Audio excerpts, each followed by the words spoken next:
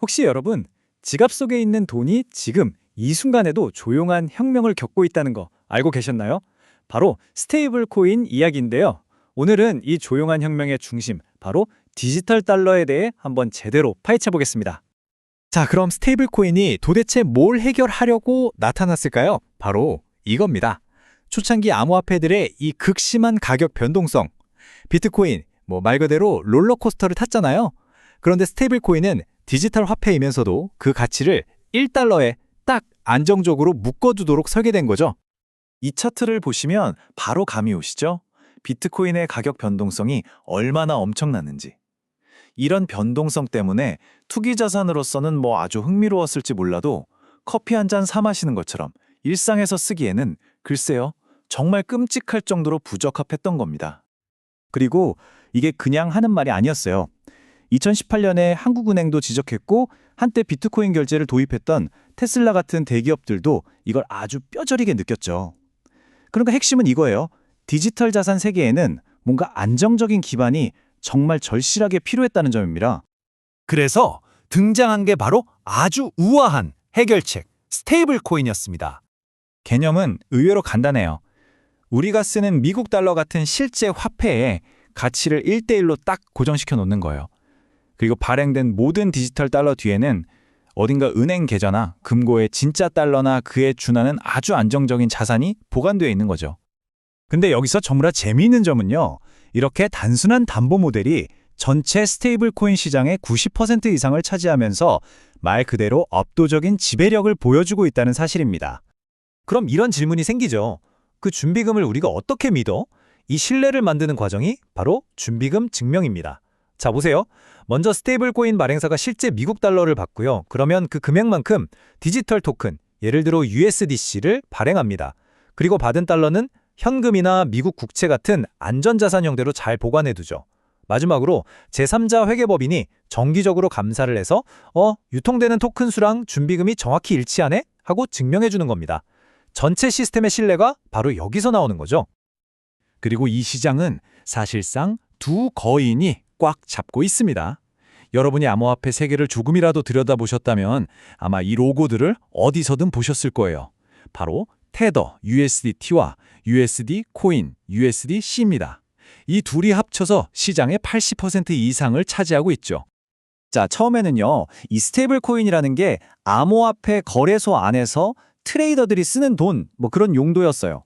그런데 이제는 그 블록체인이라는 울타리를 넘어서서 우리가 사는 현실 세계, 실물 경제에서 아주 강력한 새로운 쓰임새를 찾아내고 있습니다. 단순한 암호화폐 거래 도구에서 전 세계적인 금융 유틸리티로 이 엄청난 전환이 어떻게 일어나고 있는지 몇 가지 실제 사례를 한번 볼까요? 예를 들어 자국 화폐가 불안정한 나라들을 한번 보세요. 이런 곳에서는 달러에 고정된 스테이블 코인에 대한 수요가 정말 폭발적입니다. 여기 아르헨티나를 보면요. 사람들이 실제 지폐 달러보다 무려 30%나 비싼 값을 치르고 스테이블 코인을 사요. 왜냐? 구하기도 훨씬 쉽고 송금하기도 비교도 안 되게 편리하니까요. 국제 송금 분야에서는 이건 혁명이라고 밖에 할 수 없죠. 기존 방식으로는 3일에서 5일씩 걸리고 여러 은행을 거치면서 수수료도 비쌌잖아요. 그런데 스테이블 코인을 쓰면 이게 단 몇 분 만에 개인 대 개인으로 수수료는 거의 없다시피 한 수준으로 끝나버립니다. 이건 거북이랑 로켓의 차이라고 할 수 있겠죠.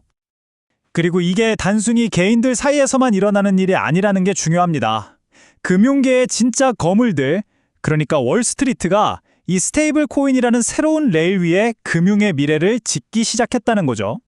이들이 쓰는 방법이 바로 토큰화라는 겁니다. 주식이나 채권, 펀드 같은 실제 자산에 대한 권리를 블록체인 위에 디지털 토큰으로 바꾸는 과정이에요. 이게 무슨 뜻이냐면 과거에는 유동성이 낮아서 쉽게 사고팔 수 없었던 부동산 같은 자산도 이제는 24시간 내내 거래할 수 있는 주식처럼 만들 수 있다는 겁니다. 가장 대표적인 사례가 바로 세계 최대 자산운용사 블랙록입니다. 블랙록이 만든 새로운 토큰화 펀드가 있는데요. 여기서 일어나는 모든 거래를 바로 이 스테이블 코인 USDC로 결제하고 있어요. 이건 정말 전통 금융과 새로운 디지털 금융이 만나는 아주 상징적인 장면이라고 할 수 있습니다. 하지만 말이죠. 이렇게 엄청난 돈을 움직이고 사실상 은행처럼 행동하기 시작하면 당연히 새로운 종류의 관심을 끌게 됩니다. 바로 정부와 규제 당국의 주목이죠. 이 규모가 어느 정도인지 감이 오시나요? 가장 큰 스테이블 코인인 테더의 발행사는요, 지금 미국 국채를 영국이나 캐나다 같은 나라 전체와 맞먹는 수준으로 보유하고 있습니다. 그러니까 민간 기업 하나가 G7 국가급의 영향력을 갖게 된 셈이에요. 이건 아주 중요하고도 심각한 질문을 던집니다. 민간 기업 하나가 전 세계 금융 시스템에 이렇게나 중요해졌는데 만약에 뭔가 잘못되게라도 하면 대체 무슨 일이 벌어지는 거지? 정부들이 지금 이 질문에 대한 답을 찾기 위해 분주하게 움직이고 있습니다. 그리고 그 질문에 대한 답을 찾으려는 노력이 바로 지난 몇 년 사이에 전 세계적으로 폭풍처럼 몰아친 이 규제 움직임으로 나타난 겁니다. 타임라인을 보시면 아시겠지만 정말 정신없이 진행됐죠. 그래서 이제 규제의 목표는 스테이블 코인을 무작정 금지하는 게 아니에요. 그 위험을 어떻게 관리할 것인가. 이쪽으로 방향이 바뀌고 있습니다. 발행사들이 준비금을 어떻게 갖춰야 하는지, 감사는 어떻게 받아야 하는지, 투자자 보호는 어떻게 할 건지 이런 명확한 규칙들을 만들어 나가는 거죠. 자, 그럼 이렇게 규제라는 안전장치가 마련되고 있는 지금 스테이블 코인의 미래는 과연 어떤 모습일까요? 근데 이 미래가 모든 나라에서 똑같은 모습은 아닐 겁니다. 특히 우리나라 대한민국처럼 개인 간 결제가 이미 즉각적이고 수수료도 거의 없는 세계 최고 수준의 결제 시스템을 갖춘 곳에서는요, 원화 기반 스테이블 코인은 뭔가 다른 목적을 찾아야만 해요. 그러니까 우리 같은 환경에서는 개인들이 커피 사 마시는 소액 결제보다는 훨씬 더 큰 규모의 기업 간 결제나 특정 목적에만 쓸 수 있도록 프로그래밍이 가능한 디지털 바우처, 그리고 앞으로 나올 토큰화 증권 같은 차세대 금융자산의 핵심 결제 수단이 되는 쪽으로 초점이 옮겨가고 있는 겁니다. 이 모든 흐름은 결국 돈의 본질에 대한 마지막 질문으로 이뤄집니다. 돈이 이렇게 프로그래밍이 가능해지고 국경 없이 실시간으로 움직이게 된다면 여러분이 다음에 사용하게 될 돈은 과연 디지털 화폐가 될까요?